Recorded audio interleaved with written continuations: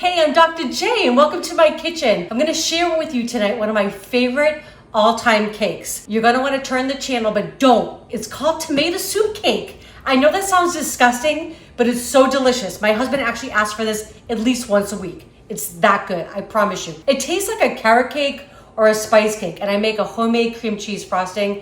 Is to die for. If you haven't subscribed to my channel yet, hey, please do, don't forget, okay? And I'm gonna show you how to get this cake started. A big key when you're baking is to make sure all your ingredients are at room temperature. So I'm starting with 1 stick of unsalted butter. Gonna go in, it's nice and warm. And then I have 1 cup of organic sugar. Gonna go in. Okay, just gonna put this down, gonna get this started. Just wanna cream this about 3 minutes or so till it's nice and creamy and soft, and that butter and sugar are nice and mixed together, nice and fluffy. There we go. Okay, so the butter and sugar have been going about 3 minutes. It's nice and fluffy. I'm just gonna lift this up. I'm just gonna take my spatula and just kind of go all around. Just make sure you're getting to the bottom, and just so everything is all mixed and combined. Just like to scrape the sides. And I usually do this a couple times when I'm making a cake or anything, cookies, whatever I'm doing. Okay, so here goes the crazy ingredient. I know this sounds nuts. It adds so much flavor. You do not taste tomato in your cake, I promise you. I always make somebody taste it first before I tell them what's in it, and it's always been a big hit wherever I take it. Potlucks, church, picnic things, whatever, it's always a hit. So just 1 10-ounce can. This is the low sodium, which I prefer because I like to control my salt in my cooking, whether it's baking goods or whether it's just a dinner meal. So as much as you can, I like to control it. So this is gonna go in, just make sure I'm getting up every last ounce of goodness. I used to love this as a kid too. My mother actually made this cake. And it's really funny because she's passed many years ago now, but I think she would get a big kick out of this because it was funny. I was thinking of it probably a couple months ago when I kind of resurfaced and thought about this recipe. It just came to me out of the blue, and I'm thinking, did I make that up, tomato soup cake? So I called my aunt, one of my aunts, and she thought I was like, a little crazy. She was like, no, we never made that, or I never made that. And I was like, well, I know she did. And so I started doing some research. And yep, it's been around since like the 20s or 30s. It was definitely like a Depression era thing. But there's nothing depressing about this cake, I promise you. So far, we've got butter and we've got sugar in there, and we just did 1 10-ounce can of the tomato soup. Now I'm gonna turn it on low, get it all combined, and I'm gonna add my eggs in. So it's a few steps, right? So listen, there's no shame in box cakes. I use them too. You can make them, add things to them to make them a little bit nicer. But it really doesn't take long to make a homemade cake. And I always have this stuff on hand, so why not? So I love vanilla. In my recipe, I've written 2 teaspoons. If you go a little over, doesn't hurt my feelings. I love it. So I'm gonna eyeball it. 1, 2. But I do test all my recipes for you all. So when I do these, I go back and I test them 2, 3 times. I make sure that all the ingredients are good, measurements are correct, because I want you to be successful when you're in the kitchen. I want you to turn out something that's really good. It's funny, I just had a nice guy write in. He tried one of my bread recipes and he said, oh, I made him look like a rock star. And I'm thinking, I didn't make you look like a rock star. You made you look like a rock star because you followed the recipe. So that just makes me feel so good. That's why I do what I do. So we're gonna add in, I've got 2 eggs, 2 organic, again, room temperature. These have been sitting on my counter for a few hours. I just cracked them. And you're gonna put 1 in at a time, just because you want them to incorporate. I'm gonna speed this up just a tad. And then I'll show you what I can do with my dry ingredients in just a second. Okay. And then the egg. Okay. Gonna shut that off. Another big trick I learned, when you're measuring flour, you wanna make sure you fluff up your flour. I just keep it in a big container like this. Again, I use organic ingredients as much as I can. This recipe calls for 1 3/4 cups. I'm gonna sift it. But what I wanna do first is, I'm gonna fluff it up here in my container, and then I'm gonna spoon it into my cup. What I don't wanna do is shove my cup into the container, because it will pack it down, and it'll actually give me more flour than the recipe calls for. So it'll make your cake a little bit tough. I mean, I don't know if you ever made like banana breads or just cakes or cookies or whatever. So this will keep your baked goods nice and fluffy and airy and not dry. Okay, so it just takes a couple seconds to do it, and I just let it go over it, and then you could do it with a knife or with a spoon, just like that. Okay, so that's 1 cup, And I'm gonna measure out a half and then a quarter, and then we'll get our dry ingredients into the mix. Okay. And I like to sift them. You don't have to, but again, it just makes like for an area, like a little bit lighter kind of cake. So for the extra time, why not, right? Okay. So my last measure here. Okay, the quarter cup. And even when I'm kind of wiping out, I don't shove it down there. I just kind of like lightly just brush it off the top. Okay, we're just gonna sift away. I love cake. I don't know about you guys, and I really especially love doing like a sheet cake because it's real simple, right? I mean, layered cakes are beautiful, don't get me wrong, I love them. This is just nice and easy. One pan, then you're good. Okay, so I'm just gonna fold this in half. I'm gonna turn this on, my mixer on. This is a great way to do it. I find I can be a little bit of a messy cook. I don't know about you, so this is a little bit easier. Okay, so I'm gonna turn this on low to get it going. And then I'm gonna add in the rest of my dry ingredients too. Okay, so this is the flour, just a little bit at a time. Just because you want it to all mix in evenly. Sometimes I'm not that patient, right? Give it just a little bit. We just don't want our cake to get tough, so we just want all our ingredients just to combine. Okay, looking good. And then I've got some salt, some baking powder, some baking soda, and pumpkin pie spice. This is one of my favorite ingredients, especially during this time of the year. Love it. Okay, gonna let that all mix in. It's looking good. Now at this point, I'm gonna stop it. I'm gonna give it a good mix. I'm gonna add my raisins in. Okay. So again, I like to just kind of make sure I get everything off the top here. Kind of give it a good work up down the sides, make sure I get the bottom. Oh my gosh, this smells so amazing already. I'm telling you, make this for your friends and family. Don't tell them what's in it. And then serve it to them. They're gonna love it. Okay. All right, back in. I'm gonna get my raisins. This is 1 cup of raisins. And if you don't like raisins, you could leave them out, but they're really delicious. You could also add some walnuts in there, would be delicious too. Like you could add a cup in of those. I'm not as much of a fan of nuts. I love them to eat them as a snack, but I'm not as crazy about eating them in my cake. I have no idea why, but you do you. If you like nuts, throw them on in. Okay, that's perfect. Okay, so my oven's already set, 350. I'm gonna show you how to prepare my pan. So I have a 9 by 13.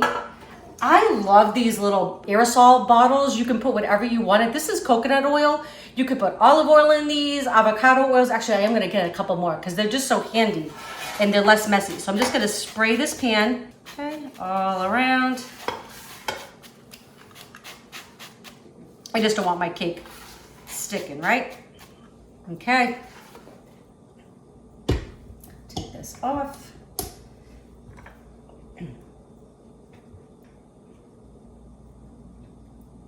All right, so I'm just gonna put this on in. I just wanna make sure I get a nice even layer when it goes in. Oh yeah. And I bet you have most of these ingredients in your house already, right?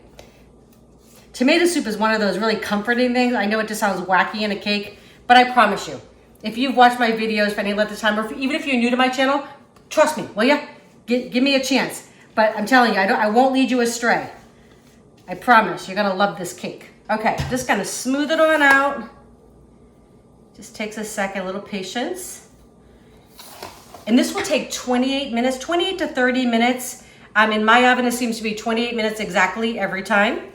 But when you just wanna make sure that when you check it, that you put a toothpick in it and it comes out clean. That's all in the center. All right, I'm just gonna take another minute or so just to make sure I've kind of got this evenly distributed. Yeah. Oh, and wait till we make the cream cheese frosting. It's so delicious. One of my coworkers says she could eat just that alone. She loves the cake too, but I think she likes my frosting even better. Okay. Okay, it was 28 minutes exactly. I just took it out of the oven. It smells so good in here. I'm just gonna give it a test for you. So you just wanna make sure when you put it in, it comes out clean, just like that, perfect. So the hardest part now is we gotta wait. We gotta let this cool completely. While it does that, I'm actually gonna type up your recipe because this is how I work, y'all. I test and I write and I scratch things out, and now I'm actually gonna type this up for you. So I know it's perfect. It's so funny because I've made this now, I guess I resurrected this maybe 3-4 months ago, I'm not really sure. I would say I've made 8 or more of these cakes in that short period of time. They're really that good. I take them everywhere I go. Okay, so we'll wait for this to cool. I'm gonna try to make my cream cheese icing delicious. I promise you're gonna wanna make this week. Okay, y'all, so this is amazing. The cake is done. It's cool. Smells so yummy. I can't wait to get into this, but I'm gonna show you how to make my cream cheese frosting first. This is so simple. Okay, so it's 1 stick of butter. I've got 1 block of cream cheese, 8 ounces of cream cheese. You can see how soft they are. They've been at room temperature for a few hours. Going in. It's such a great frosting. I absolutely adore it, and it's so easy. That even makes it even better. So we're just gonna close this up. Gonna get this going, like a medium low, just for a few minutes, right? And that's it. So this is 4 cups of powdered sugar, and I do want to sift this because you don't want to get clumps into your frosting, right? So I'm just gonna kind of get myself all a little dusty here as well. But all right, gotta have fun when you're cooking. Okay. This step though is really important. Don't skip this one. You may not sift your flour, but you definitely want to sift the powdered sugar because you don't want to have lumps in your frosting. Okay, so just gonna get this sifted here. I love these little handy dandy little crankers. They're pretty fun. All right, that's looking pretty good. All right.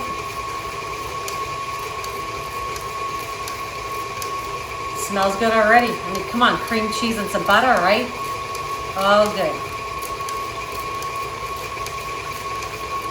And not just, you just wanted that to go just till it's nice and fluffy, which we're just right about there. So I'm gonna shut this off, and I'm gonna keep sifting here till I have my 4 cups sifted.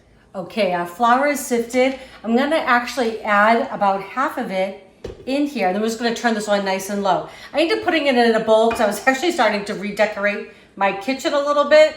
So I just, there we go. We're gonna put about half in. There we go. And I'm also gonna add my vanilla. So a couple teaspoons of vanilla. Gonna go in. Love that flavor. And just nice and low. Just to get that combined. This is so delicious, y'all. I wish you all were here to have a piece with me. But I can't wait for you guys to try this cake. It's definitely nostalgic. It's so delicious. It's great for this time of year. Actually, really any time of year. It just tastes like a delicious spice cake. So simple to make. Okay, that's combined. I'm just gonna shut this off. Gonna add the rest of this in.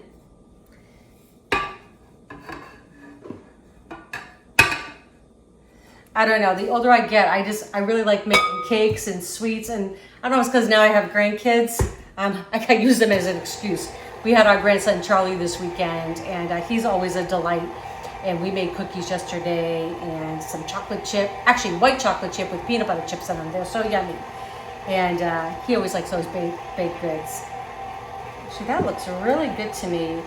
Sometimes if it looks a little tight, I'll add a tiny bit of milk to it. And I might add just a splash, maybe like 1 tablespoon. That's it, that's all it took. Just gonna give that a good mix. All right, I'm gonna get this cake frosted for you. I'll show you what it looks like in just a second.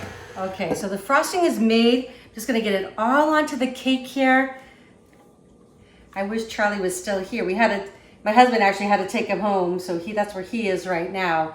But doing this kind of stuff too is so fun because you get the kids in the kitchen. Actually, yesterday I actually was working. So Charlie, who's now 14, he made my husband breakfast.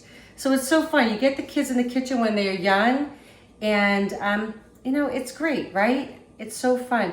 And then this morning he and I cooked together. So we made little egg kind of tacos with some sausage, and it was just so fabulous. So he did the eggs, which came out perfect, and I cooked up the sausages, so it was a little bit of teamwork, and it's good memory. So now his younger brother, Jackson, who's 6, he really wants to come cook with me and do some videos, so we're gonna get that going too.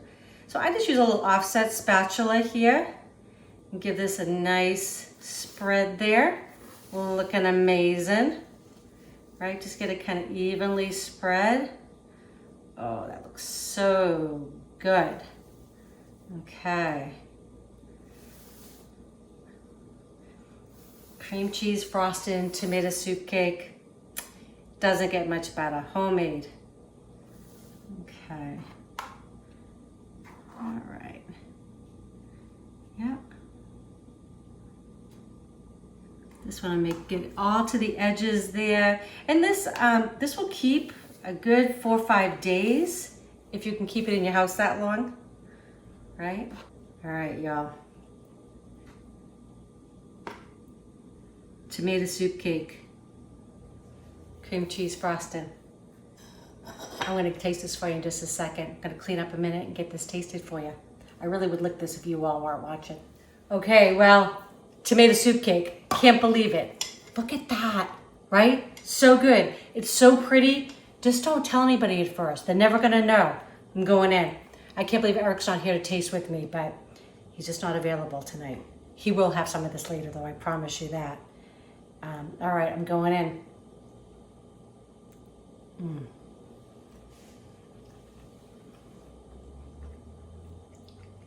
That is to die for.